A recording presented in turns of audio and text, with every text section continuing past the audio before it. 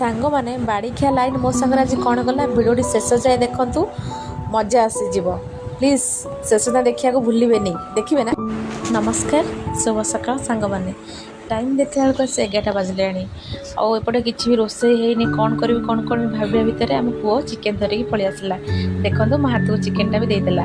ଆଉ ଚିକେନ୍ଟାକୁ ଦେଖିକି ଆଉ ସମ୍ଭାଳି ପାରୁନି କେମିତି ଜଲ୍ଦି ଜଲ୍ଦି ରୋଷେଇ କରିବି।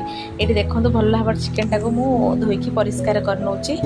ଆଲୋ ପରିଷ୍କାର କ'ଣ କରିବି, ଦେଖିଲା ବେଳକୁ ଚିକେନ୍ ଗୁଡ଼ା ଏଡ଼େ ଏଡ଼େ ପିସ୍ ଦେଖିକି ମୋତେ ଭାରି ଅସନା ଲାଗୁଛି। ତେଣୁକରି ମୁଁ ତାକୁ ଟିକେ ପନିକିରେ ଛୋଟ ଛୋଟ ପିସ୍ କରି କାଟିଦେଲି। ଆଉ ନହେଲେ ବାପାଙ୍କୁ ବି ଭଲ ଲାଗିବନି ଏମିତି ବଡ଼ ପିସ୍। ଦେଖନ୍ତୁ ଛୋଟ ଛୋଟ ପିସ୍ କରି କାଟିଦେଲି। ତାକୁ ଭଲ ଭାବରେ ପରିଷ୍କାର କରିନେଇଛି। ଏଥିରେ ଟିକେ ହାଫ୍ ଚାମଚ ହଳଦୀ ଗୁଣ୍ଡ ପକାଇକି ମ୍ୟାରିନେଟ୍ କରି କିଛି ସମୟ ପାଇଁ ଛାଡ଼ିଦେବି। କାହିଁକିନା ଚିକେନ୍ରେ ଯେଉଁ ଆଇଁଷ ସ୍ମେଲ୍ଟା ଥାଏ, ହଳଦୀ ଗୁଳେଇକି ରଖିଦେଲେ କିଛି ସମୟ ପାଇଁ ସ୍ମେଲ୍ଟା ଆଉ ଏତେ ଲାଗିବନି। ଆଉ ଚାଲନ୍ତୁ ଦେଖିବା ସେପଟେ ମୋ ଭାଇ ମୋ ଭଉଣୀ କ'ଣ କରୁଛନ୍ତି। ଆରେ ମୋ ଦିଦି ଏଠି ପିଆଜ କାଟୁଛି, ଆଉ ମୋ ସାନ ପୁଅ ରସୁଣ ଛଡ଼ଉଛି। ଆଉ ମୁଁ ଭାବିଲି ମୁଁ ବି ତାଙ୍କ ସାଙ୍ଗ ଟିକେ ମିଶିକି କାମ କରିଦେଲେ ତାଙ୍କୁ ବି ଟିକେ ହେଲ୍ପ ମିଳିଯିବ, ମୋ କାମଟା ବି ଜଲ୍ଦି ହେଇଯିବ। କାହିଁକିନା ମୁଁ ଜଲ୍ଦି ଜଲ୍ଦି ରୋଷେଇ କରି ଖାଇବି ନା। ଆଉ ଚାଲନ୍ତୁ ମସଲାଟା ଜଲ୍ଦି କରିନେବା। ଦେଖନ୍ତୁ ସାଙ୍ଗମାନେ, ମସଲା କରିବା ପାଇଁ ମୁଁ ଏଠି ମସଲା ଗ୍ରାଇଣ୍ଡରରେ ଥୋଇଲା ବେଳେ ଏଇଠୁ ମୋର ମନେ ପଡ଼ିଛି, ଆରେ ଚାଲୁନି କାହିଁକି।